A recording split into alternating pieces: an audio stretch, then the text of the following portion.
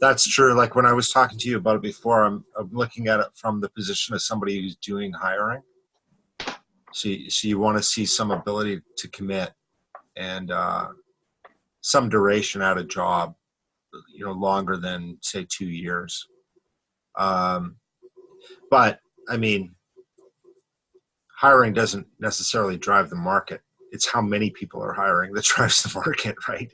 Because the one big change from when I started my career towards when I was getting out of it was before your time in at a job is what was going to dictate whether you would get it, whether you would advance. And what shifted was how often you could shift organizations. So if you could shift organizations every 2 years or so, every time you shifted, you got a raise or you got an increase in role. And that to a large extent was because managers stopped hiring in-house for more advanced jobs. They'd always go out of house to do it, right? So, yeah. Makes sense. Yeah, I don't mind like sticking around at the same place, but like the condition would just have to be it's like, as long as you're not shorting me. That's true. But you just look around the organization and look at how many people are in advanced roles that work their way up within the company would be one, and then how long it took them to get there versus say other management positions that were hired out of house. And then you get a gauge for that culture, right? Because it's like how can you as a manager, how can you ask for loyalty? In other words, don't quit every 2 years if you're not offering the same back and give the opportunity to advance within in-house, right? And that's what's It's gotten all screwed up. it's very common where places will just like, however you are when you came to them, like they'll always see you like that. No matter how much better you get, you're still in their eyes, you deserve what you were when you initially came to them. Yeah. Yeah. Or else you have to be that nail that stands out, which is always kind of risky. Well, And that's how I always, like, I would get hired on, like, a contract to build something over, say, 2 months. And within the first few weeks, I'd be in management. But it was because I wouldn't shut up. And so as many times as I would get that, that new opportunity, I would piss off like 5 other companies by doing the same thing, right? So, it's not like it used to be where you can put your head down and invest in a company and you get some sort of return. That's not the case at all anymore.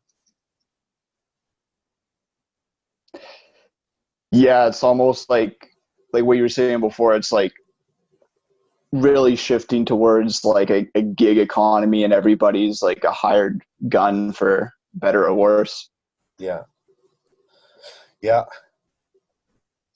Well, I mean, and this was common in marketing agencies, especially on the design side. You'd be bidding on a huge contract, like you'd be going after one of the big banks or Walmart or something like that, and they'd want an in-house visit. So you'd hire like 20 people for a month just to fill seats, so you could have that in-house visit and make it look like you're much bigger than what you actually are. And if you landed the contract, then you would keep whoever was useful and fire the rest. And then as soon as you lost the contract, you ditch them. You ditch the rest. So you'd have like a core staff that you'd always keep around, your dozen or 2 dozen people. But you'd have a facility that would set 40 people. And you would just rotate in these contract workers depending on the contracts you got. It's no loyalty. Yeah, I mean it's funny because like a lot of businesses will be like, "Oh, we're a family." I was like, "That's a really weird family, man." Like, isn't that the case, eh? Yeah. So I don't know what we're going to talk about this week.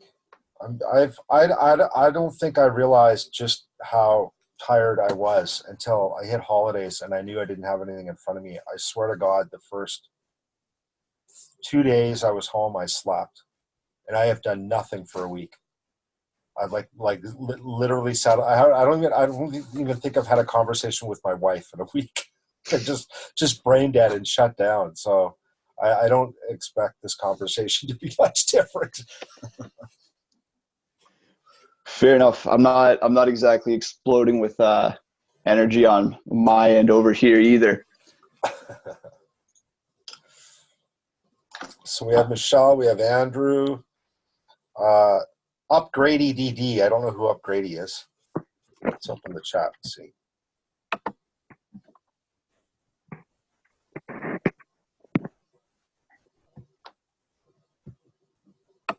Hello. Hey everybody, how's it going? Good. How are you? Good. How's the little one? Oh, he's good. Teething, but good. Good. There we go. So, what do you guys want to talk about? So one of the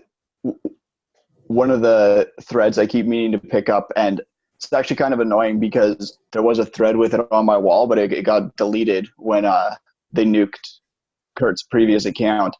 The whole sovereignty as the property of the individual versus sovereignty as the property of a group. Right. Which we were talking about last week, right?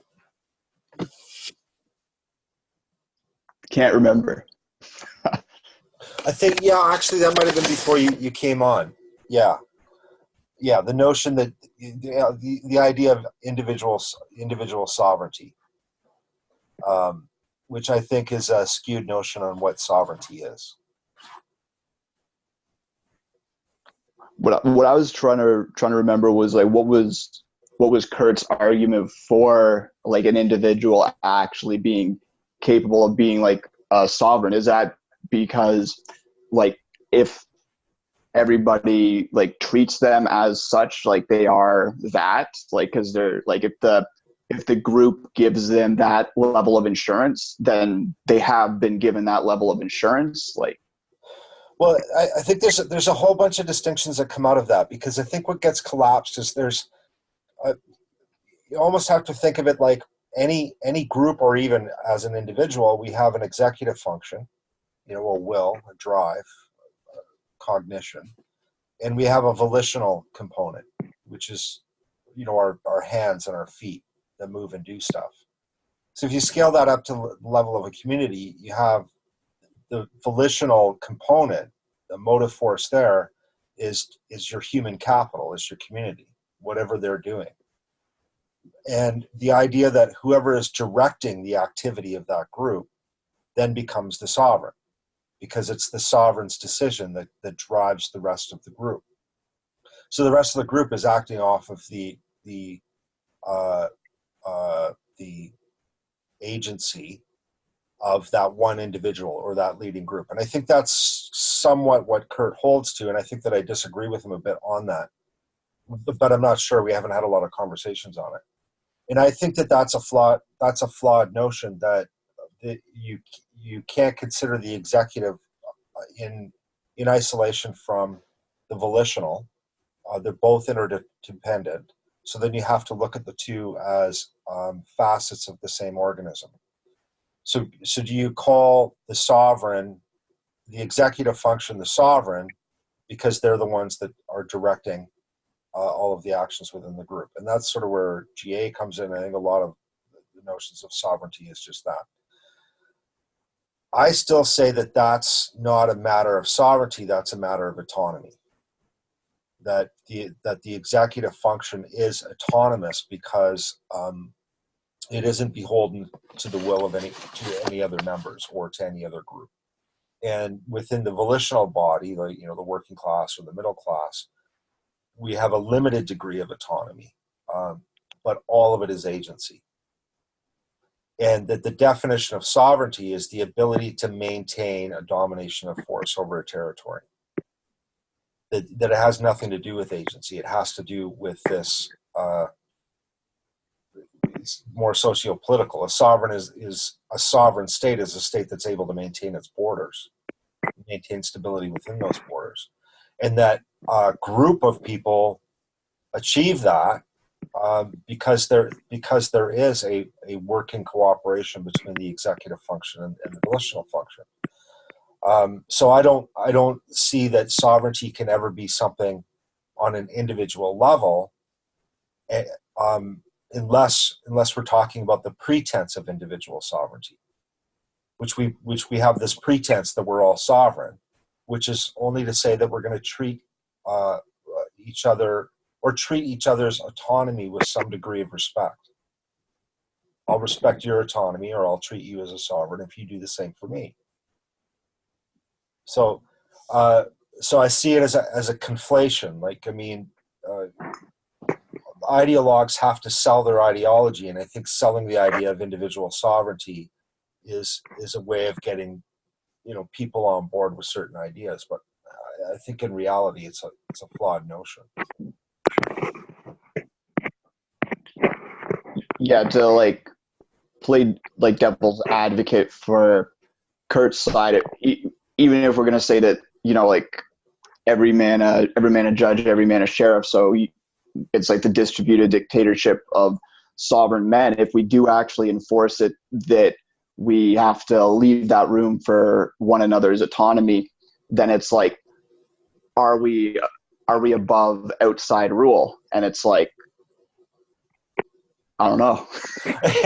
Well, and that's why I had that spectrum, from a spectrum of autonomy that has sovereignty, liberty, freedom, and so on. Is that autonomy of the individual can only really happen if it's happening within a sovereign group. And the benefits of sovereignty, so this is Kurt, the benefits of sovereignty is liberty. And that's just to say that you're not being impeded by other actors. You have liberty. You're not being restricted. So we accept limitations on our liberty, i.e., follow law, to preserve the benefits of sovereignty. And when you accept limitations on liberty, what you've done is you've reduced, or you've transformed liberty into freedom. So you're free within the domain of law, which means you have liberty to do legal acts, but that comes at a price, and that price is to sacrifice some of your liberty to maintain the cohesion of the group, i.e., follow the law. And that all of that is contingent on being able to maintain a domination on dominance. Everybody says monopoly on violence, but it's never de facto a monopoly. So I try to say a domination of violence within a territory. So you have an army to protect the border, and you have law enforcement. It's the only way that we can have individual autonomy, is to have all of those components in place. So the notion of a sovereign king, I think, is also a pretense that they become the figurehead or the representation of the sovereignty of the entire group. I mean, even to the degree at which decisions they're making that are driving the group are still not an entirely autonomous act. They're still not an entirely sovereign act. They have to factor in competitors for their position. They have to factor in influencers and usurpers and so on. So I think the idea of any individual being a sovereign is a pretense. I mean, we beheaded Charles, right? Like, so he wasn't sovereign. Somebody came along and beheaded him, so he wasn't sovereign. He didn't maintain a monopoly of violence, right? What about before he was beheaded? Well, and even before he was beheaded, he was doing things like shutting down Parliament because he couldn't get anybody to do what he wanted to, and there's like this stalemate, right? And he probably knows more about this than I do. So the notion that any individual governs an entire group, unless it's some really strange, messed up cult, it doesn't scale to the size of countries. It doesn't scale very large, and it is a network effect. So whoever is in that executive function, whether that's a group or a leader, they're there. It's granted to them by the rest by the rest of the group. Yeah, if we're gonna say sovereignty is having like the dominance of violence, it would be hard to think that a single person would really be able to compete with a group, because like even if you're at like the top of the hierarchy, it's like the two people right under you could probably take you out if they didn't agree. Right. And so in a de facto sense, in what can be demonstrated, like the fact of the matter is nobody really has this kind of sovereignty. So you could say that even within sovereign nations, there is a suzerainty that goes on. There's these NGOs or think tanks that are influencing. So there's never this absolute sense of sovereignty. So absolute is for the fail, right? Right off the bat, there is no possible way that there's an absolute sovereignty in the hands of an individual. It's only a pretense. So one of the ways, okay, so in terms of modeling, we model the idea of a monarchy like the top of a pyramid, that they sit at the top of a pyramid, or the top of the mountain, or the top of a hierarchy. And I don't think that's the right way to think of it. What it is, it's the center of a convergence. It's things being like individual nodes or pixels or dots being pulled together to a center. Well, as it pulls together to that center, it can also dissipate. So it's a matter of convergence and dissipation, not this very rigid structure of top-down, bottom-up flow. So if you're at the center of that convergence, there are things that you need to do to maintain that convergence, things to avoid the dissipation. So I think that's a better way of looking at it. Yeah, anyway. So then how do we preserve this catchy slogan, the distributed dictatorship of sovereign men? But that encapsulates it, right? Is that it is distributed within the group, that the group is granting leadership, even if it's just implicitly, by not rebelling against it, or by following it, or by fearing it, or what have you. That the leader has that leadership role to some degree by the consent of the rest of the group at many different levels, and in many different degrees of consent. That is a distribution of power. So we have a distribution of power throughout a group that is converging around a center. So to the absolutist credit, the idea of having a common center becomes very important to maintain the convergence, because if you don't have that convergence, you can't maintain sovereignty. You don't have that group or network effect anymore. Does it have to be in an individual? I don't think so. I think it can be behind a proposition, like you can say Western democracies or the United States. I think it's Banneker says that it's a propositional country, that there are certain propositions that's gluing everybody together. There needs to be a center. I don't think that center has to be an individual. And even if if it was an individual, that individual would inevitably be an archetype of some sort of set of frames and aims and so on. Well, that's what you can get if you put rule of law as the principle that everyone has just agreed that this is what we have to maintain and enforce. Right. Yeah, and I think that like democracy, rather than all of these other forms of organization, can be that convergence point, that convergence, that point of convergence, and then further bolstered with natural law as being an extension of sort of incentives within laws of nature, only bolsters that. So if there is some understanding and agreement around what rule of law, what a proper rule of law, or what an actual democracy would be, would be a converging point. And then what happens is that any role within the hierarchy, that executive function or volitional function, and anything in between, you're really holding offices within a corporation or an organization to maintain it. So it's not the personality anymore or the person anymore. It's the office, which is what we've already landed on. We've already have that in our systems. So I think that maybe what's being lost today is a clarity on what that central convergence is and a dissolution of it. And that became a matter of information wars, undermining certain concepts, or a distortion like Milsom, the distortion of terms over time. We've lost sight of that, so we see a breakdown.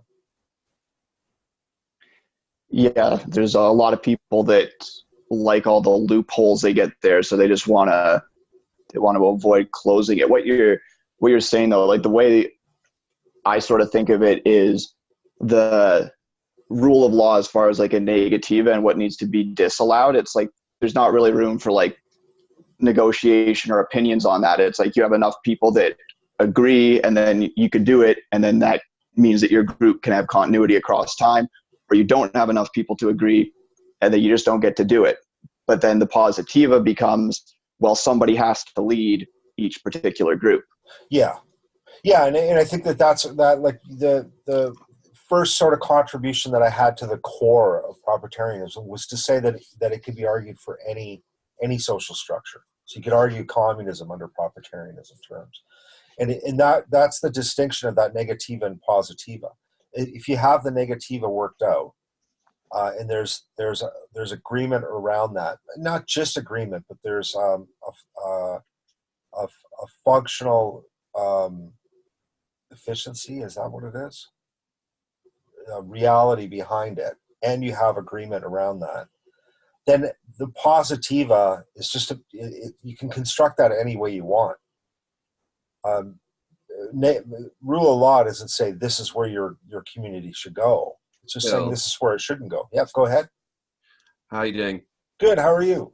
I'm a little bit ill. I've just been eating some food. I'm a little bit raw. But anyway, I just think in a functional society, if you're talking about a polity of any size, sometimes it's about that gap between the law, what the law covers, and then what norms cover, and how norms are are worked into a society. And what happens in traditional societies, well, the Western societies, is norms get dragged into law, sort of like, or almost like a black hole, until at the moment it's sort of like a group gets together and says we think this should be illegal, and it becomes illegal, and another group does this, but it comes off. There's a book by Albert Verwesen, who wrote it in 1905, and he wrote a book called Law of Public Opinion in the 19th Century. So it was about 1800 to 1900.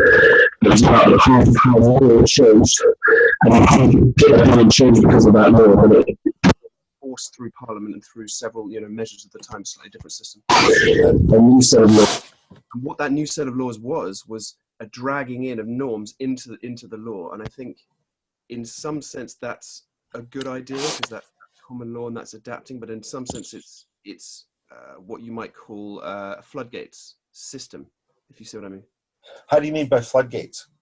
So when a floodgates is a decision in common law when a judge says, given this situation, I'm going to give this result here, and what it does is, because it's such a broad statement but so defining, and it's from, let's say, the House of Lords or the Supreme Court or whatever your top court is, it's binding on all the lower courts, and so that means that a huge amount of other decisions are pulled into that one decision there, and a floodgates is when that decision spreads into more. So a certain kind of decision by a ratio decidendi, which means like a main part of the decision by one of the head judges, could allow for a restriction, a proscription on action, let's say infringing on freedom of expression or infringing on whatever certain things, but very, very slightly. But because that's allowed and it has to be followed by all the others, it is a floodgates to allow other cases to come through and other judges to come through and squeeze further on that freedom of expression or on that, whichever article you're looking not to have infringe upon. That's a floodgates argument. Okay, so this is how I'm jumping ahead here. This is how the spirit of a law or the law itself starts to deviate from the spirit of the law over time. You have it's really hard to contain it, because what you're trying to do is, in some sense, is follow the worst people. So, someone comes along and deviously breaks the law and does some Enron scam or whatever, and then the law changes and then it stops them, and then someone else comes and does some other scam, and then they have some, and the law is constantly. But while it does that, they have a thing which is it's the few that ruin it for the many. Yeah, which is those people are allowing these floodgate gaps. So when the judges make the judgments to try and stop future crime, they find another little pathway through. And what it's doing is that the judges are finding it very hard not to basically cut off our freedoms in the way that, let's say, libertarians are completely right about. This sort of constant growing of the state, and it's not so much just the state; it's the legal system. If you just look at the tax system in America, it's probably the best example. Look at how it's grown since the 30s. Well, you know what another example is with the initial Russiagate stuff. The collusion was based on. So there was what is it? It was 12.3 and 12.7.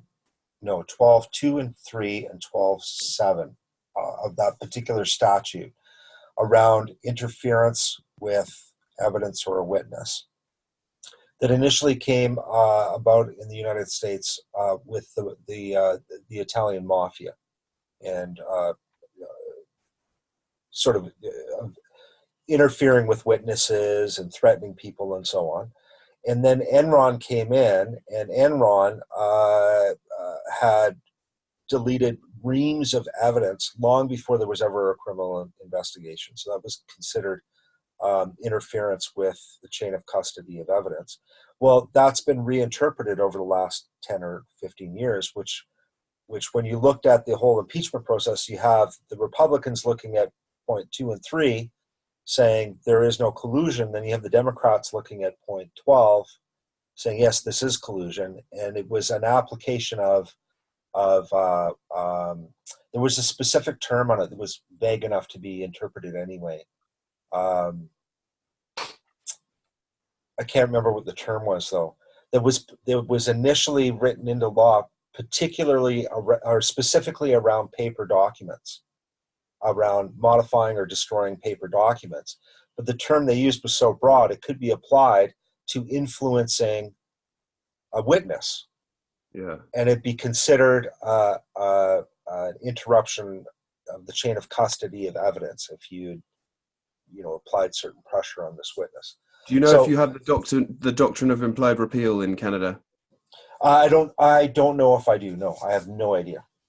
Okay, so that's when a judge can say something, and everything afterwards, basically anything that clashes from before is presumed to be subsidiary to it. So doctrine of implied repeal, it implies we do have it. The previous. Oh, we do. Yeah, you probably do. But yeah, that's another problem. So what happens is they're all three are in a rock paper scissors. Do you know the game rock paper scissors? Mm-hmm. Yeah. So you can beat one of the other two, but you'll always lose to another one. And it's sort of like you've got the left, the liberal side saying one thing. You've got the libertarians. Well, the liberals, the enemy is like the top 1% or the bankers or whatever. And the libertarians, the enemy is the state. Mm-hmm. And then the right wing is the enemy is like socialism. Mm-hmm. And they've all got like a really good point to make in their own way. But because of this system of like expansive law and floodgates judgments through common law, as well as the state just constantly expanding because it's got an incentive to expand to what we might see as like increase the administrative class, which is wasteful and all that other stuff. But each one has an argument, and they're kind of unable to work together or to find a way through because of this system of expansive law and expansive taxes.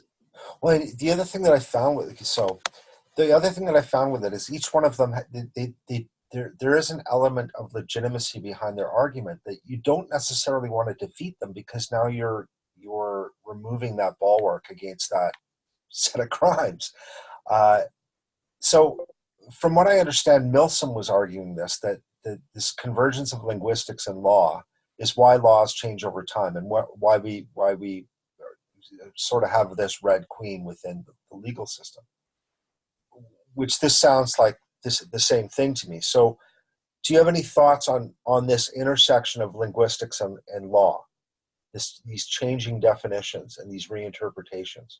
And is there a solution to that? This is one of the perennial problems. I keep posting. I think I've done it a few times recently. John T. Flynn's 1955.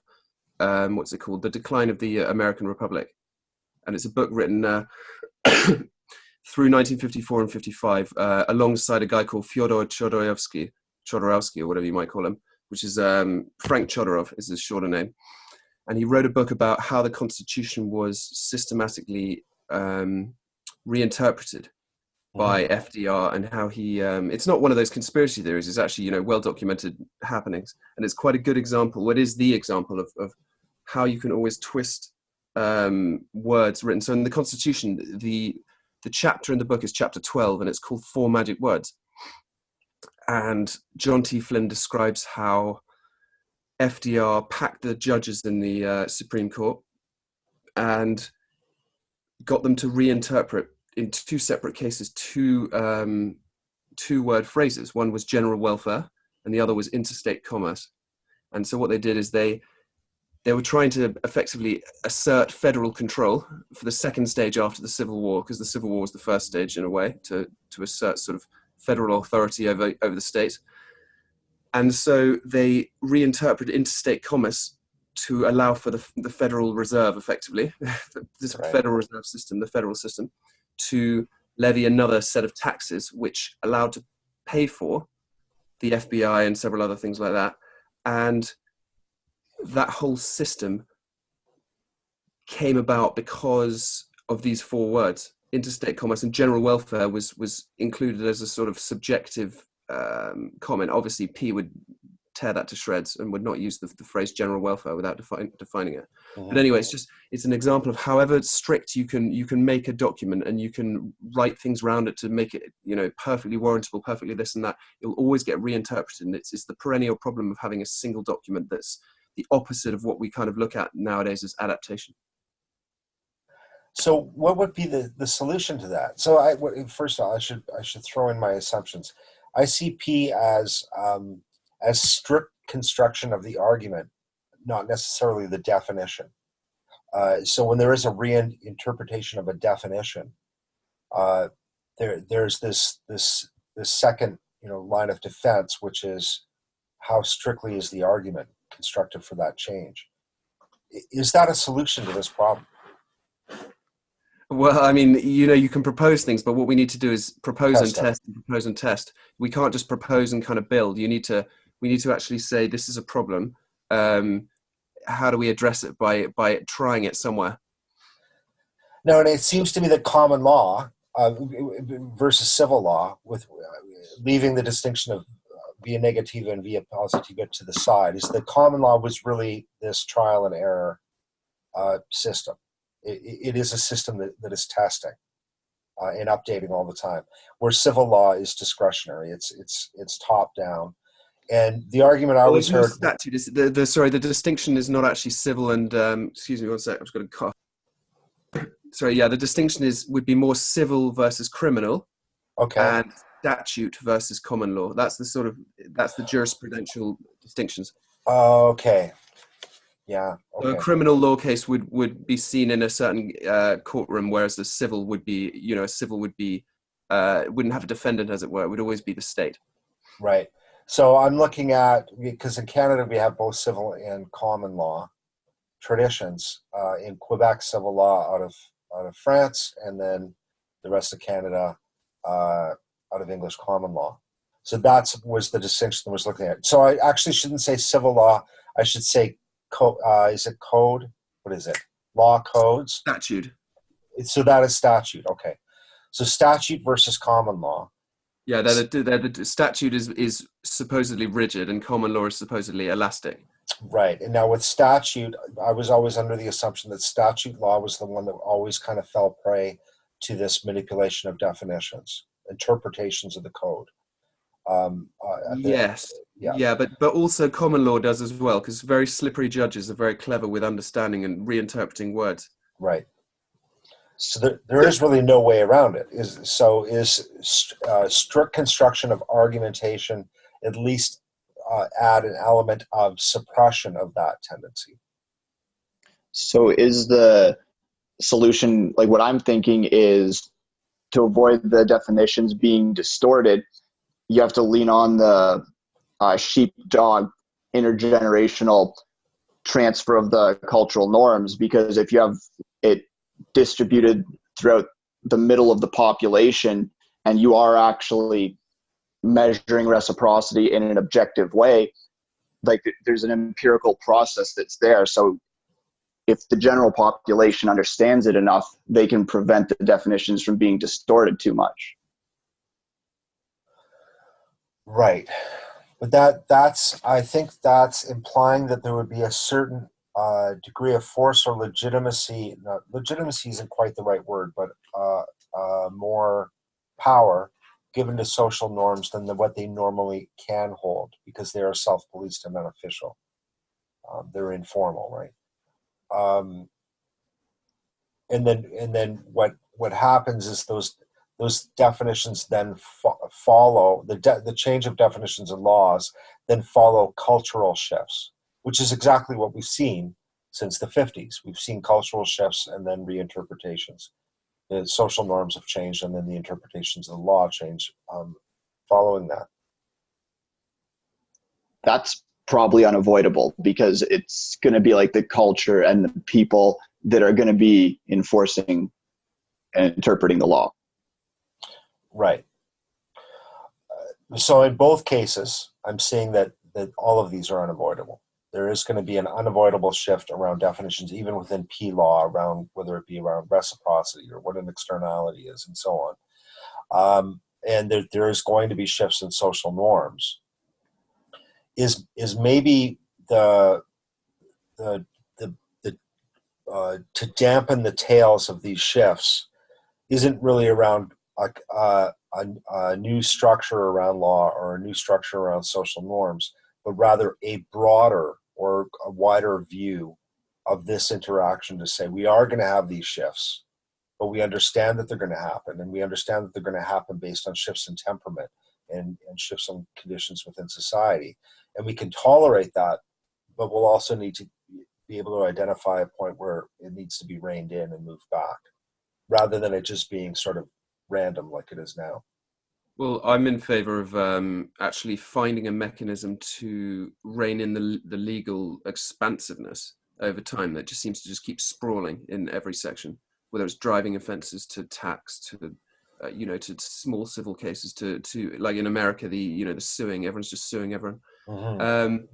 I'm in favor of actually, I mean, obviously there are 1,000 ways of doing this, but reining that in and having many more norms within society, so that way you can get the states back. You can say, let's say in Eastern Ottawa, you have a certain way, or Western, you have certain different norms that overlap.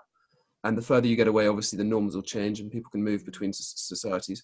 But it's almost like less is controlled from above or from across, and more is controlled from underneath. I'm not doing this whole underneath on top thing, but it's norms are a very powerful tool. And you've got lots of things from ostracizing to, if someone decides to rigidly break a rule but maintain having their land, there's all sorts of ways of instigating laws behind that they've already agreed to beforehand. Right. And the main thing that attracted me to P was that getting rid of sort of sprawling legislation. So and specifically what that was is that there would be one law or one code, and that would be this law of reciprocity that all of the other laws are interpreted under. So there is no need to write new laws, and what we do with legislation and regulation is really just a matter of contract between the governing body and the people. So it would then fall under law, governance would fall under law. So then if there is only one law and everything is interpreted under that one law code, the law of reciprocity, do we then fall prey to this shifting of definitions and I need to add to that this notion that if there's one law, we update not by writing new laws, but by updating punishments and restitutions and so on, precedents. Do we fall prey to having these interpretations still come up where we have these crazy precedents and we have these crazy punishments that it's really no different than what we're looking at right now, except I think there's no resolution on it. I think you've just gone through two stages. So the first stage would be, does it work? So then we'd go try it out. And I think maybe it's fair to say it's plausible that the second stage would be seeing what you just saw there and saying, okay, well, we've got a very similar result. We're trapped by this, and this, and we've got these occupational hazards or whatever. This system has now been reinterpreted such that we've now got to start again. But does it mean that is it like a Kuhnian paradigm shift? If you're looking at a Kuhnian paradigm shift in the philosophical sense, meaning like you get a new bit of information that shocks your system so much that you start interpreting the world in a different manner. Mm-hmm. What the simple way of looking at that is saying, oh, you've just shifted from one paradigm to another and you just go on living kind of oblivious. But the actual what Kuhn meant, I think, in a sophisticated way, was actually you've kind of contained the old system and added to it. So you've answered all the old questions and more, and then you shift, and you're actually in a more, hopefully, especially in the long run, you're in a more wise position. You're in a more capable position of separating data from facts. Right. So does that mean at that point when we hit that shift, are we now looking at rebuilding a new system, or is there what's the term I'm looking for? What I'm grasping at is continuity with change. Is there a system that we can have now that can maintain continuity through a paradigm shift? Well, I think what happens is people break off. So someone will go to a land mass and work out the next system, and then that'll spread to, let's say, a bigger land mass, and then they'll get power. That's one way that things could happen. I think it's hard to kind of look at it from where we're sitting and going, how do we build this thing from the ground up? And because as soon as you get to that bottom rung, it's like a house. You build the bottom part, you dig the trenches, and you can't really talk about how the chimney's going to sit on until you've got the stacks up. And so it's sort of, I think it's nice to go. Basically, what I'm saying is we've got to watch out how far we're going before we're layering inferences on inferences on inferences. Because the one thing that I've been looking at more and more lately is that really I think that with Anglo-common law and the way that we've essentially the institutions that, and institutional structures that we have in Western democracies are not fundamentally flawed. What we need is a reformation, and we need a reformation because we're at that paradigm shift. So we don't necessarily need to build from the ground up, but we do need to change. So are definitions similar to induction? Because like my understanding of induction is if you define the limits of your generalization correctly, it's open to be updated. So you could say, hey, balls roll. And then when you later discover that like steel balls don't roll when they're on a magnet, it's not that the previous generalization is false. It's that you've now refined it further, unless you lied about the limitations of the initial generalization. Right. And that's exactly what I'm trying to get is that I think that we have a system that is provisional, like within common law, but the shift that we need right now is far more drastic than what the system has right now. So is there a reformation that we can do that allows it to absorb larger changes, these grander changes that we need? I think it is. I think it is possible. I think the first stage to a lot of this is education, and like all these things are happening that people half talk about. But I was just really looking at the numbers of BBC in England, and compared to sort of a Joe Rogan show or one of those other podcasts, and the numbers are just staggering. If you get the top 15, well, if I added up the top 15 and I added up the top 2 in England, and the basically what's happening is through time the independents are getting bigger, and it's sort of what that means is the 8 to 12-year-olds of today, even the 14 to 16-year-olds or whatever, 8 to 16-year-olds are growing up with such different information.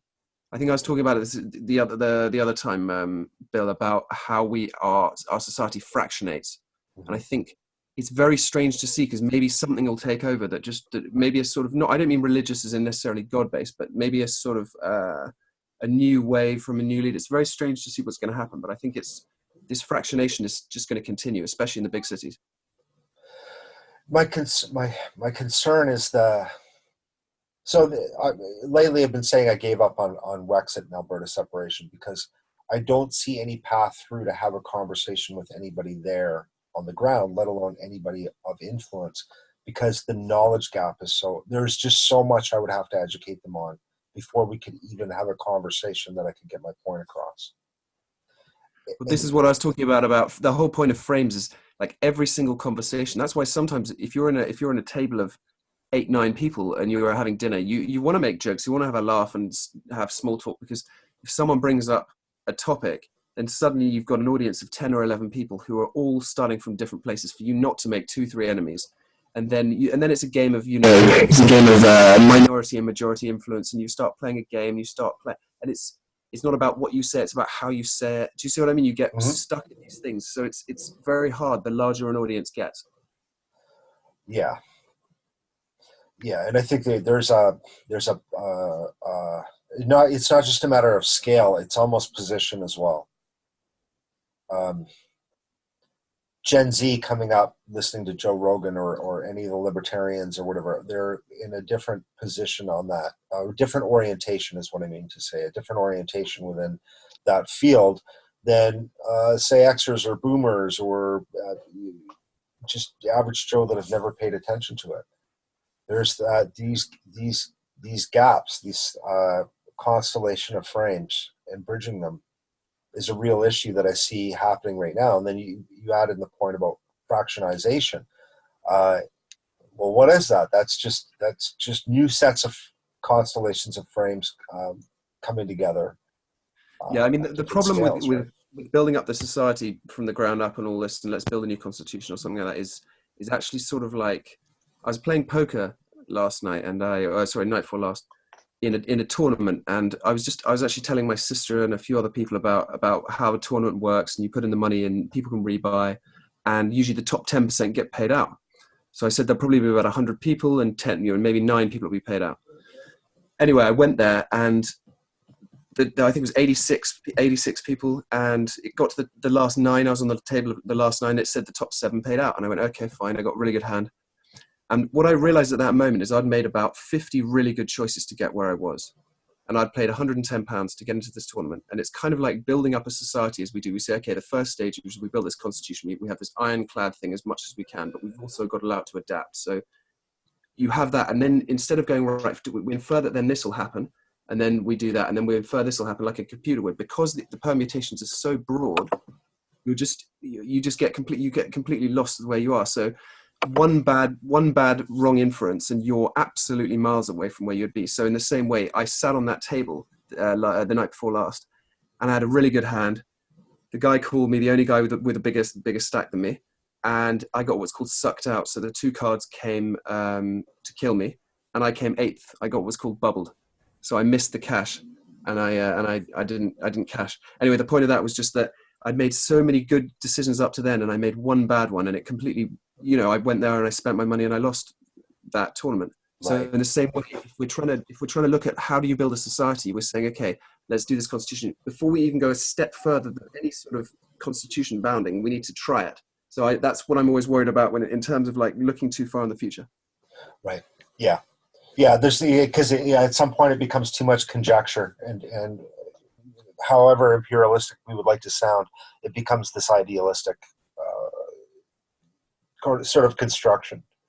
I agree with that, which I think is probably why I'm more in the reformist camp than revolutionary camp right now, is that we can modify systems that we have and recorrect the steering rather than build from the ground up. Well, it's like the superficial levels that are incompatible. It's like the core of the system and, rule of law and all that stuff is like working pretty amazingly well by comparison to anything else. It's just all the loopholes have been exploited. So a lot of the recent stuff is like maladaption. Well, and I think it's a sort of a juvenile idea to get rid of things like loopholes or corruptions. Like, I don't think we should focus on that, because we're talking about incremental suppression. And essentially what we did in the West is we isolated we isolated corruption that could be seen on lower levels as like roaming rape gangs. And we've isolated it to shenanigans between corporations and politicians, which is pretty tolerable for us. It doesn't affect our daily lives that much, and it's not impacting our ability to sustain ourselves as the average person very much. Like, that's a tolerable corruption versus saying, gangs of people mugging people on the street. So maybe we shouldn't worry about that.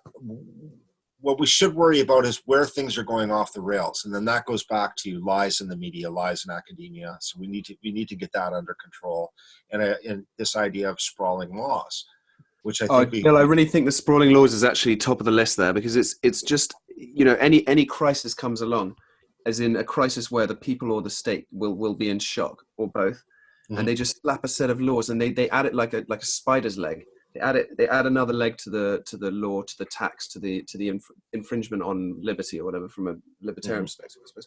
And then again, you like, all these other options are not available to you. So many things in business we have to do. I was trying to get anything done online under certain things. You need to have proof of address, have this, have that. All of these security measures that you wouldn't usually have had because of the people who've completely ruined it.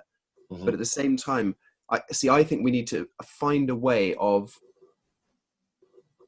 like constricting the legal sprawl, and I just don't know how to do it. The only way is to get a group of very smart people to try something in a small area, try something else, like in empirical testing, like the scientific method.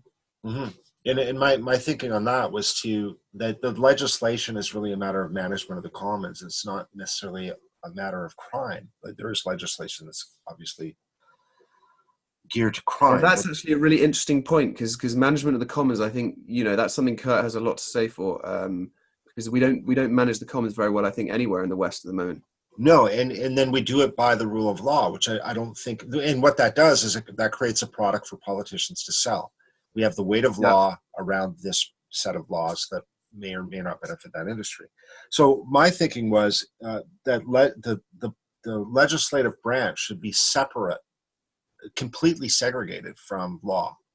And really what they're proposing is legislation and regulations is a matter of contract.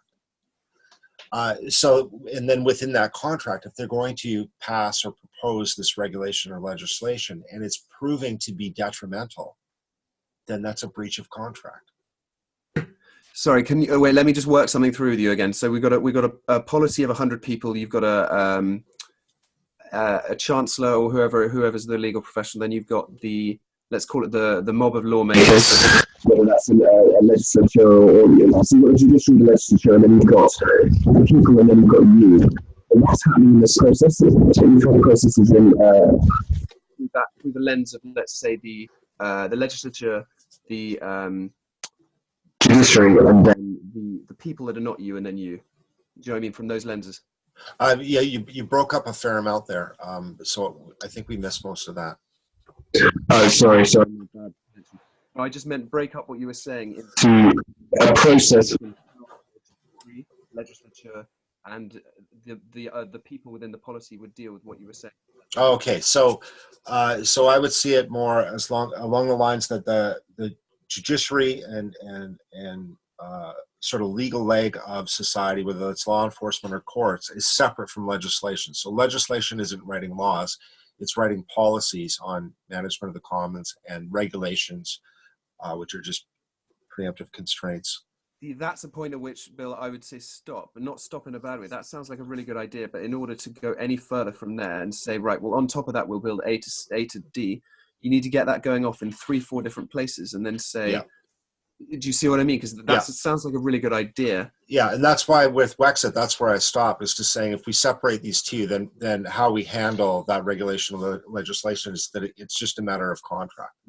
Also, another thing to look at is a lot of the models that we do, let's call it the West again, is they copy each other, which is, it sounds like what we're doing is we're kind of, oh yeah, we copy America, or America copies us, and then this country copies, and we're adapting. But it's not really like that. It's like you have a few leading countries that are changing fast, and others are following, and it's sort of going the other way. Instead of saying, right, well, not saying China doesn't have a different system, but instead of breaking off into doing different systems and saying, but different under the same rubric. So let's just say 8 states in America were to try what you just suggested, but in 8 different ways.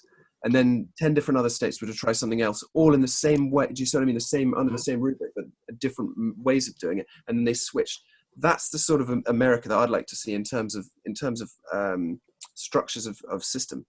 I absolutely agree, because I also think that a system that would work in one area may not necessarily work in the next. I mean, it would be hard on the way in. Don't get me wrong. Like building these systems up, like state by state, well, you could call it from the ground up, as the Constitution meant by interstate commerce. You know, not like government funnels off up into the administration in the Fed or in Washington. And so I think that would be a really interesting way of doing it. And I can't really see a country doing that. England are not going to do it. Canada might. I mean, to break off or to just to say, let's try this system. I mean, like Portugal did it with the thing is, there are so many hundreds of problems. You've got the war on drugs that Portugal changed the laws on, and they've empirically shown in one particular instance that it's really helped. And then you've got the war on terror, which is sort of a bit of a boondoggle. And then you've got all these sorts of other problems, like the idea of tariffs still being, recognized as not a terrible idea for everyone, and all of these things. So it's like, what do you tackle first? Yep. What do you tackle first? And I think that some of that becomes a matter of power distance.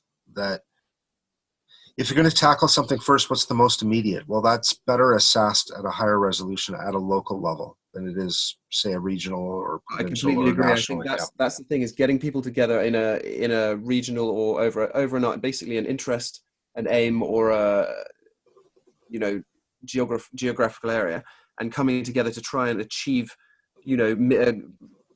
mitigation of misery and increase of profits and increase of options for people. Mm-hmm.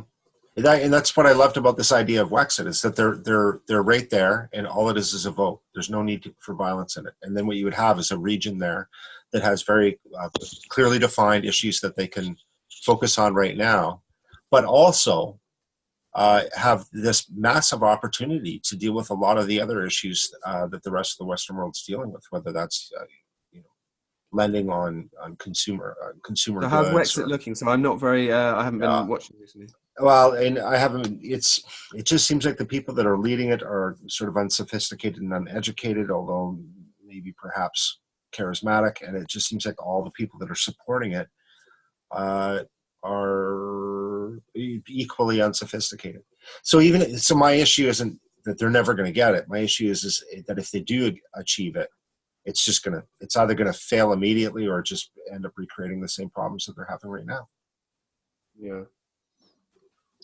And that's unfortunate. Oh, Bill, by the way, what are you thinking about May next year for the conference in Portugal with NOAA? May next year. Yep. So we're talking 5 months. Well, I think I could probably swing that in the next 5 months. Sounds good. Well, we're looking at, I don't know, we don't want it to be more than about 150 people, because otherwise it becomes like it's not a personal thing. You get to know about 6 people, or you get to know 50 people hardly at all. Right. And it's better to get, you know what I mean? It gets too big. So probably like 115 to 135, something like that. Just get lots of stuff to, maybe you do a talk, maybe main people do a talk for half an hour. We're thinking of doing 3 talks in the day. So instead of starting early, starting at 10. Mm-hmm. So that's 10 to 10:30 with a 15-minute break to 10:45. Second talk's 10:45 to 11:15, 15-minute break to 11:30. Third talk, 11:30 to 12. And so let's say it was either 4 days and 3 nights, or 5 days, 4 nights, one of those two. You have 3 days of talks, and you only have talks between 10 a.m. and midday. So it's like really talk free, because sometimes I think conferences overdo the talks. Mm-hmm. So that would be 9 lectures. of And- half an hour as well. So not no hour-long ones. And leaves the afternoons and evenings open for socializing. Yeah, I was thinking we could go on a little adventure of some kind, and then do some physical activity, do some, like, I don't know, I'll do a little poker evening one night, and all sorts of different stuff like that. Go to check out some local Portuguese places. I don't know the area very well. That sounds And then fantastic. Noah's got a little surprise as well for one of the days, but I'm not allowed to say anything. It's pretty cool. Excellent. But yeah, so we're trying this kind of weird thing, which is to bring different groups of people together, and Sheepdog would be one of those. And under Sheepdog, you would, if you're happy to do it, would basically lead implicitly the group of people.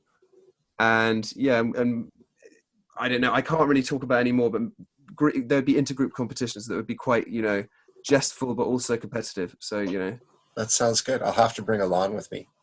yeah, Alan. definitely. Get a Canadian flight. You should book out a flight from Canada to Portugal. Or we could just get a canoe and start rowing now. You Yeah, know God, what in flights are February. like in Canada. So. Yeah, do it for charity, and then that's brilliant. Well, yeah, I mean, we can talk about details for nearer the time, but basically, probably I'd say end of January we'll have details up, and yeah, we're probably going to get maybe 40, 45 sheepdogs would be cool. 40 would be really good. That would be fantastic. Okay, yeah, let me know, and we'll work something out. Yeah, that sounds good. Good stuff.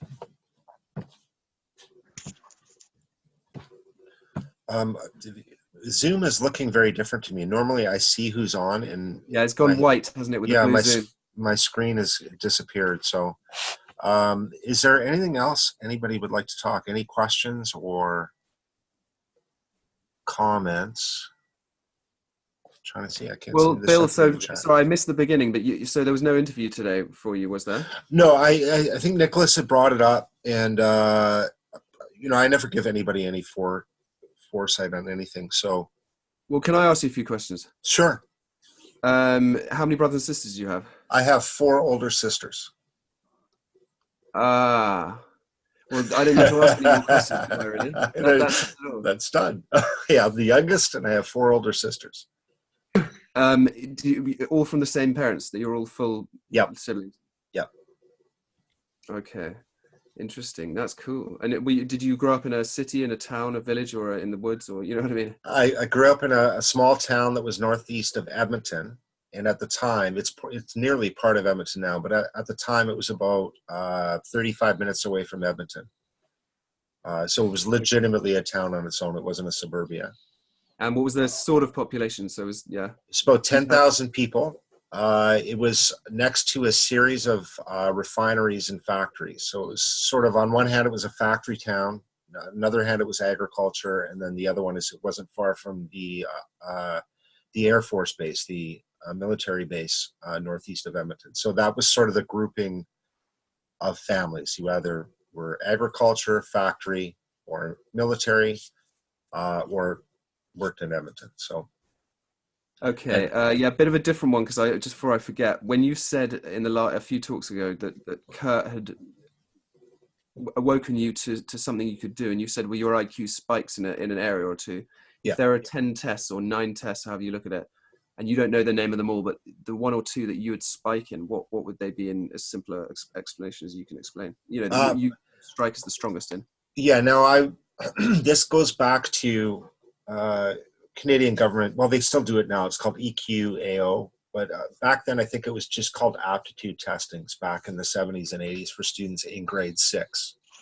And essentially, it was a week-long IQ test. I think it was 2 hours an afternoon. A week, that is long. That's the long side. Over the course of, so it's 2 hours a day for 5 days. And each day was a different test. Yeah. And I was always sort of pegged as a kid that would never do well. In fact, my whole family was pegged that way. It was my sisters kind of caused a lot of problems, which just kind of painted our family as sort of no goods. We went through grade 6. I did this test. My sister was secretary at the school, and the teachers were quite upset about my score because it was quite high. And my sister caught wind of this and brought me into the office, and she showed me my scores, which the other students didn't get to see. And the overall average, the general average for IQ was 135. But there was pointed at one particular box on the mark that said clerical. I can't remember, clerical and something else, clerical or functional. That was at 168, and then most of the other scores were sort of average. Yeah, were sort of average, and like I think math aptitude was like 103, and verbal was sort of 101. But with this one element so high, it skewed my general intelligence quite up to 135. So I quite often say I'm an idiot, except for in this one. Would you know the simple test I do for people, which is quite a good one, is if people want to know their verbal fluidity, you just get them to get a pen and just say, as advice, shorter words take longer to write down. So you give everyone that same advice, and then you say, you've got 1 minute to write down as many words beginning with P as you can. Or then, you make it a little bit more stringent. You say as many countries as you can, or something or 30 seconds, and basically it's you can make it constrained by the test you're trying to do. You need to constrain it around the aim, but that's quite a good way of actually testing, because quite a lot of the IQ is time. People underestimate this. We're talking IQ, and someone said to me, "Oh yeah, I got one, whatever it was, 100 and whatever, I don't know, 30 something, whatever he got," and he said, "But I don't know because they didn't have a timer on it." And my response was like, you can't have an IQ test without a timer. That's like, exactly. That's what separates. There are a lot of people who are like at 145 who could get like, if they were given unlimited time, they could have got way more answers than I got right. It's just that a lot of it was like that I was quick. And one of the tests in the IQ is you've got sort of a code. 0 equals a circle, 1 is an X, 2 is 2 lines and a dot, and it goes up to all of them. And then you've got to fill in the form as long as you can. Well, I think I filled that out. I filled it out fully. I don't know if I made a mistake. That's one of the main speed ones, and that's a 10th of the scoring of the IQ test. Well, and it makes no sense. It has to be time constrained. I mean, that was the only difference of testing between a child and an adult, was the time involved. Yeah. So, and anytime anybody asks me about IQ, so one of the things here is that IQ is unofficially illegal in Canada for employment. So if you are hired, they can give you an IQ test after they've hired you. And if you ask for it, they have to give you the score, because it's your information. So I've had formal tests done a half a dozen times over my life, and I've asked for the scores back, and they all seem to come in around that 133, 134, 135 range. But in every one of those cases, my three, there was only one gap between them, so they were like two of the same score and one higher. And so it's amazing how, like, I had this theory when I was a sort of 15-year-old that you could train people to have a higher IQ, and you can train and work, and actually they seem to improve by about 2-3 points, and there's actually been some evidence they can improve up to half a standard deviation, so up to about 7.5. But really, you're looking at kind of like 4. I'd say realistically is 4. I could train someone if they had an IQ of, if you had, what did you say, 134, 135? I could probably train you hard, really, really hard, and you could take 3-4 weeks out of your life and work and maybe sneak a 140. But is that just getting better at doing the test, or is that that's an exactly actual? What it is, yeah, that's what I thought. Yeah. So I don't put a lot of stock in this, like this sort of download from the internet sort of test that you do, or even in some cases what happens in HR departments. If it's not robust and not timed, then I don't seem to put. I mean, I've done IQ tests where I've scored as high as 145, but I know I'm not 145. Like, I know that, right? So I'm not going to tell people I'm 145. I tell them I'm 128 because I drink so much, my 135 has dropped a little. I give people 2 pieces of advice when doing an IQ test. The first one is read the question, and the second one is read the question. No. And the second one is just what I said before, is like, it's actually been tested that it's kind of against what you'd imagine, which is if you're going through let's say a reading comprehension part of an IQ test or something similar to that, and you don't know a question, so it says there's 5 multiple choice, A, B, C, D, or whatever it is, and you're stuck on the second question, you're going back over it going, oh, is it number 1 or number 3? Oh, what you want to do is leave that out and put a mark by it or something, and then basically go through all the ones you're very quick with all the way till the end. Mm-hmm. And then go back over the ones that are middle hard, leave the very, very hard ones, and then go back a third time if you've got time. And that's just been shown as a much, much better tactic. That'll get you 5 points on the IQ just by having that piece of advice. I actually literally 2 days ago gave that advice to my daughter on writing tests. It's actually quite advanced advice. It took us a long time to figure that out. Yeah, because why get stuck on one question for the duration of your time? Well, it's kind of works with the instinctive idea that the questions get harder, and actually, like in school maths papers and stuff, they do, but in IQ tests, the questions don't tend to get harder. Not necessarily. Their Ravens and matrices get harder, but in a lot of IQ tests, they don't necessarily get harder. There's a mental one. I don't know if you remember having, like, if I said to you like 5, 6, 7, 8 or something, and then you have to go 8, 6, 7, 5, and then I do 4 again. So you do 4, 4, 5, 5, 6, 6, 7, 7. So do you know what I mean by that? So I'm doing 7 numbers, and if you get it right, I give you another 7. And then if you get it right, I give you an 8, and then another 8, and then they go up to 12. And when they give you a second 12, then you've got full marks in that particular IQ, bit of the IQ test. That's short-term numerical memory. Oh, I see. I thought you were saying that I'm picking up the pattern. So in a long one, it might be like 6, 8, 4, 9, 1, 2, 7, 8, 7, 9, 0, 0 or something like that. And you've got to they give you over 18 seconds, and then they talk you whatever, and then they say recall that backwards. That's the hardest. I'd say that's probably the hardest bit of the IQ test for most people. Wow. So short-term memory, executive function, I would assume. That's 7 plus or minus 2. I forget who the guy was. I think his name might be Miller. The 7 plus or minus 2 memory dude. So a lot of people, numbers forwards will go up to 9, some 10, some only 5, but backwards it's quite hard. Very, very few people get more than 7 in a row backwards twice in a row. So they get the 6, the 7, then they get the 8. And by the time they're on the second 8, you're dropping off a huge amount of people. And actually that's quite a lot of points on the IQ knocked off, because you're missing the 9 points, the second 9, the 10, the second 10, the 11, the second 11, the 12, and the second 12. So that's already getting you down on that score, down to a sort of 14 out of 19. Wow. So that's probably like 2, 3 IQ points just from not being able to do that. And some people can do it, So that's why I said it. A lot of the IQ test is just holding and manipulating numbers and shapes in your head, whether it's words or numbers. Right. So a few years ago, we had my daughter tested for her to go back into private school. Yeah.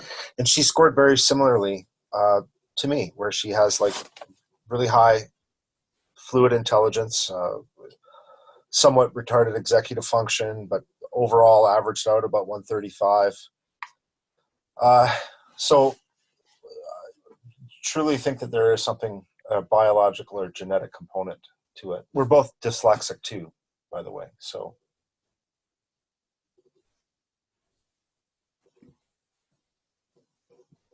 Kurt and I used to joke about that. We say you can't increase IQ, but you can decrease it. yeah, definitely. So there are certain things that your daughter's going to do that will decrease it. Like, I don't know, like smoking really early is a really bad thing, and not doing exercise, all of these things, and basically training her brain will, training her brain and her body, but mainly her brain will fend off and help towards,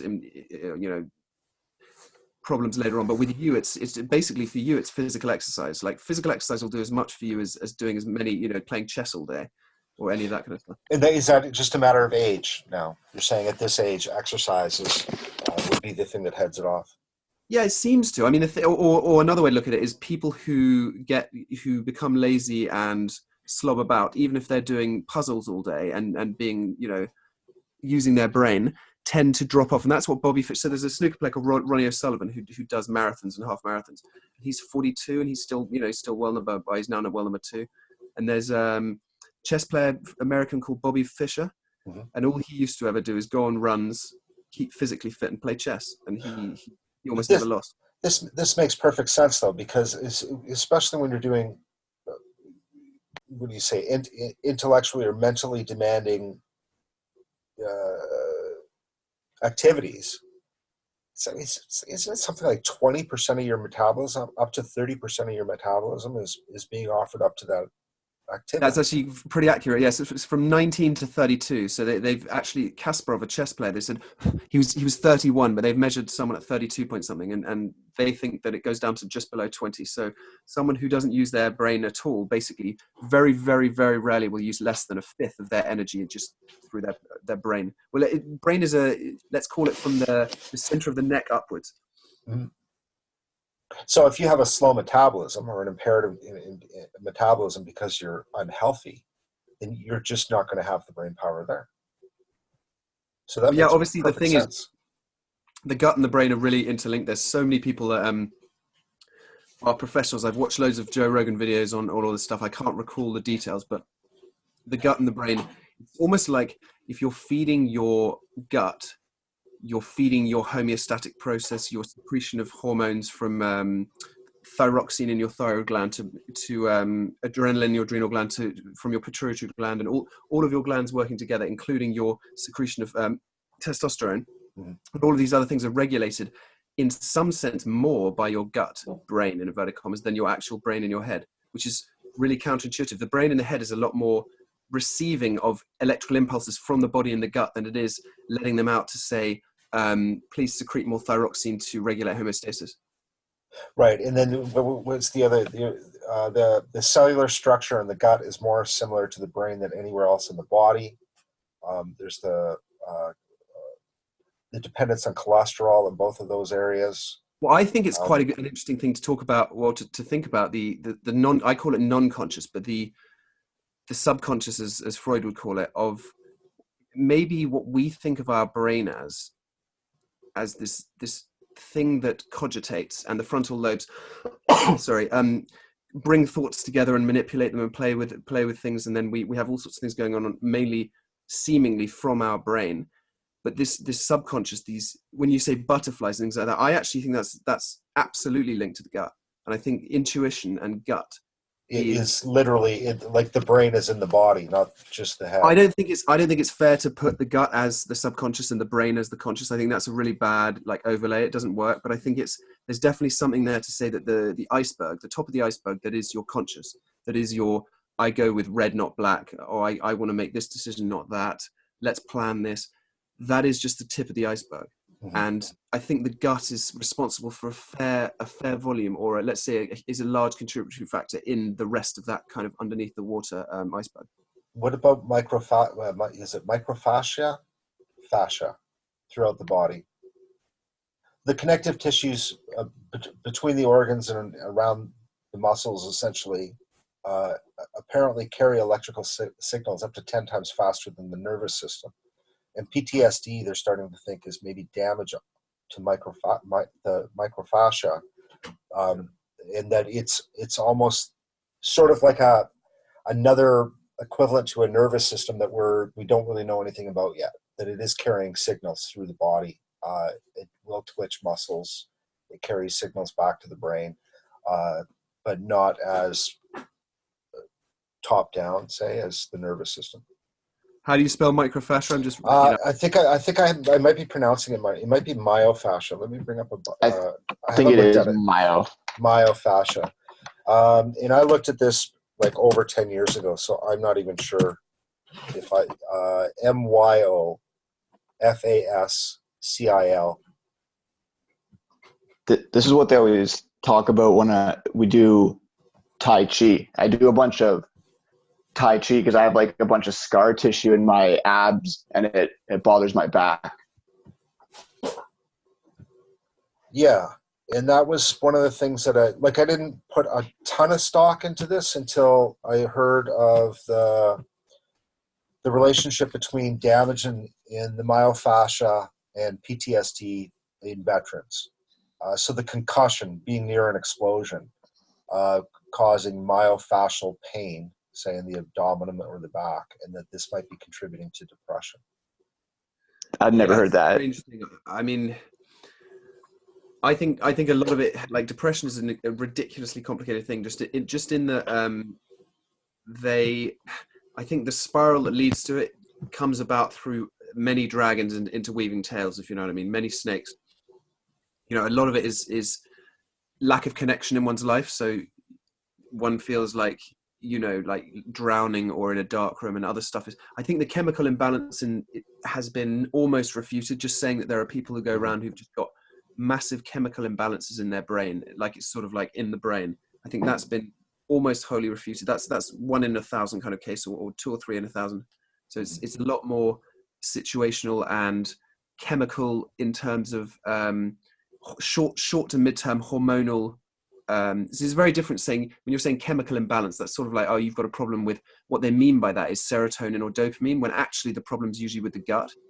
Yes. Yeah. That's where isn't the serotonin like mostly in the gut?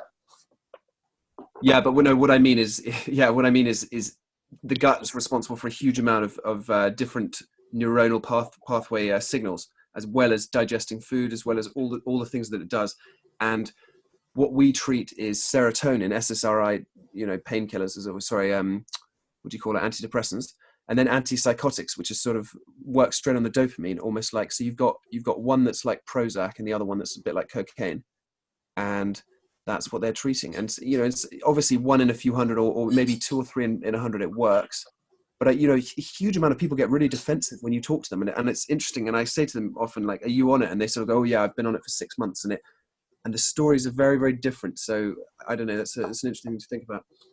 Yeah, I mean, I was in pharmaceutical marketing, and one of the issues that comes up, I mean, needing to titrate and constantly adjusting dosages has to do with desensitizing the brain to say serotonin and this. But always don't forget that we are just we're being experimented on. Yeah, exactly. We can feel like hard done by, or we can feel empowered or whatever, but that's kind of what's happening. And you can play the game or not. You can, if you go down a bad path, or a family member dies. See, what I think is a really bad thing is if a family member dies personally, and someone feels bad and they allow that, it's sort of like the effort you need to do a few weeks or a few months after a very close relative dies is to drag yourself. You need to bear the responsibility to drag yourself out of that, because it's a tough thing. But everyone has to do it at some point, probably 2 or 3 times, especially the first time it's hard, if it's in your 20s or 30s and you've never done it. But if that doesn't happen, I think that can kind of, oh, I have depression. When people start saying they have depression, I think that's a little bit, it's not like they're in this zone. And I'm not saying some people don't have problems for 20 years, but you shouldn't treat a bereavement with an antipsychotic, I don't think, That's right. In my opinion. But allopathy can't make that distinction, right? And there's a whole bunch of converging factors for that.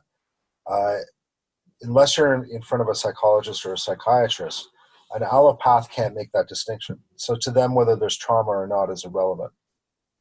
And that's where we kept bumping into with the pharmaceutical marketing. It's like they understand, even the same case happens with diet, that there is a gut connection to depression, and diet can affect that. But an allopathic doctor can't legally make that suggestion, because there are no studies, and there are no studies because it is too multivariate for there to be a study to say this molecule leads to this mode of action.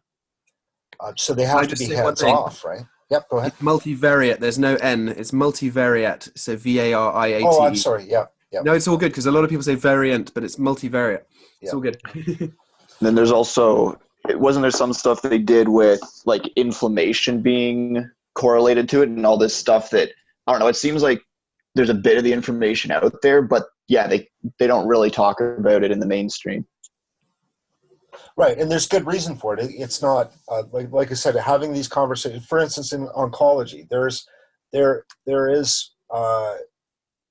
a lot of improvement for cancer symptoms that can come about by a change in diet. So I've sat there with oncologists in a boardroom where they're saying, yes, this is the case, and yes, our patients bring this in, but no, we can't talk about it. They can't legally talk, or in terms of their insurance and within the constraints of the college, say, yeah, that diet will help you. All they can say is, if you want to try it, fine. Which puts them in a position where, when there is bunk science and there's sort of bunk ideas around, if you eat this, it'll cure your cancer, they can't step in and talk about it. But at the same time, they can't make the suggestion around a diet change, because there needs to be some science behind it. Well, this is where trusted institutions are so important. You need to have like communities with experts who are trusted, and it's comes back to the law and norms. I think a lot of it is bringing up kids around norms of respect and really, I think knowing that cooperation is good in the long run for everyone is quite a, I think it's quite a strange thing for people are very narcissistic. You say to them, right, you're very good at your business, you're very good salesman, or you're very good at whatever you do, but actually, if you don't kind of half screw that guy over and do that and kind of work for the benefit of you and the people around you for your reputation and all that sort of narcissistic vibe, if you actually try and help your company, maybe there's some sort of early stage narcissists that can be turned into kind of benevolent philanthropists. Sure. Yeah, for me, I'm just a real norms guy on this. I just think Kurt's got something with the commons and protecting the commons through norms that are punished by not by law, but by, you could call it ostracizing, or you could call it retracting of common benefits. It's not the commons in terms of the land or the laws, but you know what I mean. You can work out, you can create It's norms. social commons. Yeah, it's social commons. Yeah, and I agree. I think that too many people are trying to backfill a lack of social norms with the law, and at the same time, too many people trying to erode social norms to seek their own advantage. Yeah, it's sort of trying to create unity of law by saying let's have more of a landmass, more people to have laws over.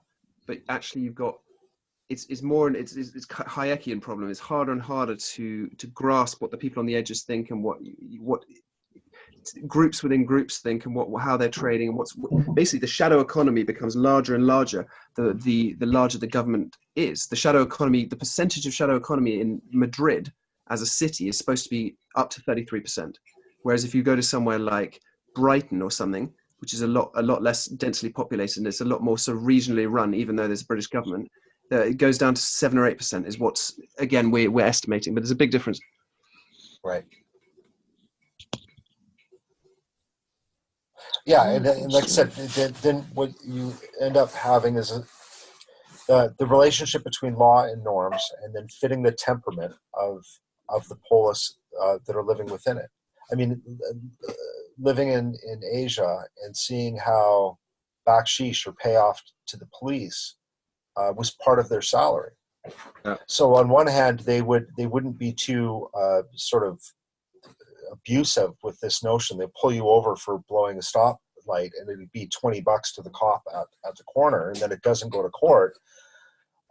They're not going to, take your car. They're not going to abuse. Bill, look at this. Think about it. When you go to if you go to a restaurant and the waitress comes over and you give her a tip, what's really happening? You're giving her something on top of the salary she has.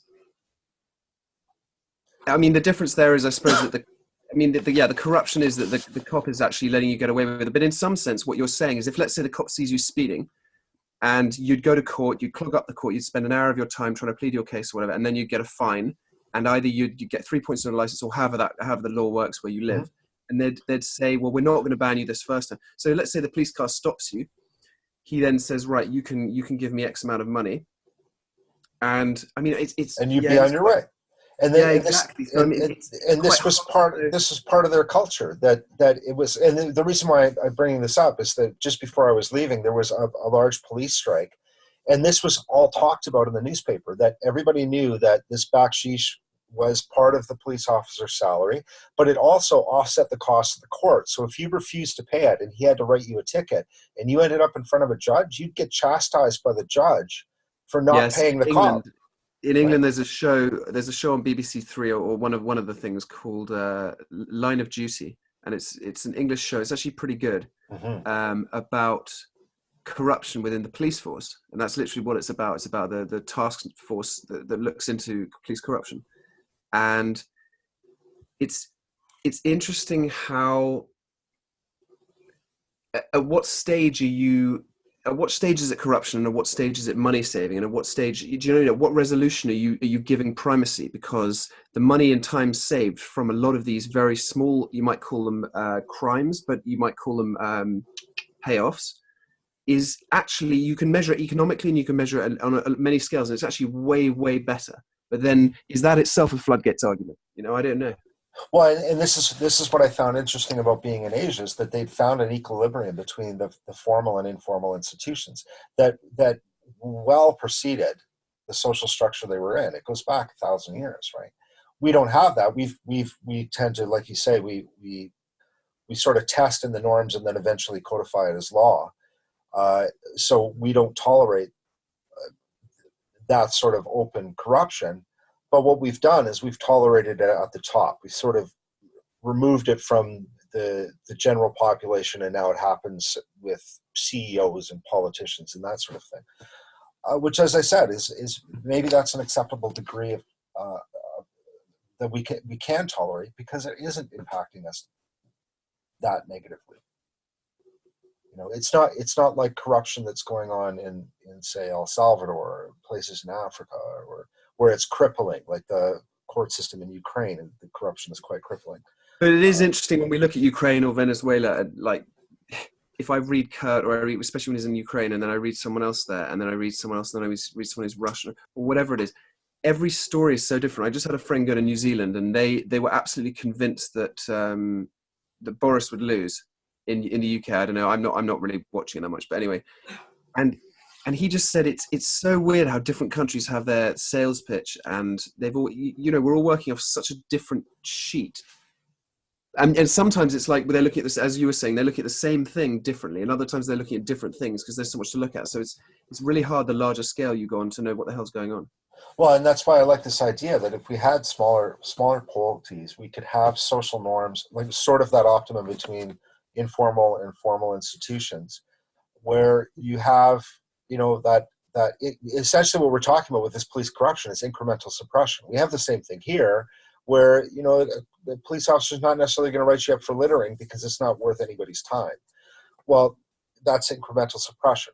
In terms of corruption, there's a certain degree of incremental suppression that's going on there as well.